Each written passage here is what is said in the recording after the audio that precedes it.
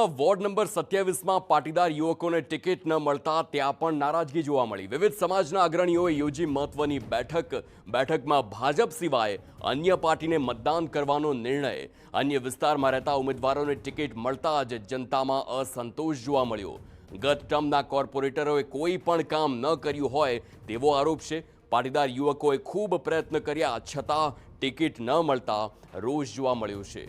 ડિંડોલી વિસ્તારમાં મોટા પ્રમાણમાં પાટીદાર સમાજ અને ઉત્તર ગુજરાતથી આવેલા લોકો રહેશે, ત્યારે ડિંડોલીમાં રહેતા એ વિવિધ સમાજના અગ્રણીઓનો આરોપ છે કે ગત ટર્મમાં ચૂંટાયેલા કોર્પોરેટરો માત્ર મત લેવા આવ્યા હતા, તે બાદ 5 વર્ષ સુધી તે દેખાયા નથી। પાટીદાર સમાજના યુવકોએ પણ ટિકિટ માટે દાવેદારી નોંધાવી હતી, પરંતુ કોઈને ટિકિટ ન મળતા લોકોએ ભાજપનો વિરોધ કરી અન્ય પાર્ટીને મતદાન કરે તેવો દાવો કરી રહ્યો છે।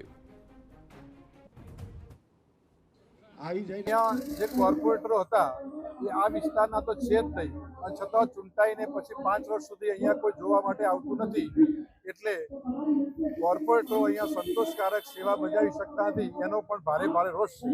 આગામી રણનીતિમાં લગભગ પાટીદાર આખો વિસ્તાર એક થશે અને કંઈક એવો નિર્ણય કરશે કે ભાજપની વિરુદ્ધમાં મતદાન કરવા માટે મજબૂર થશે।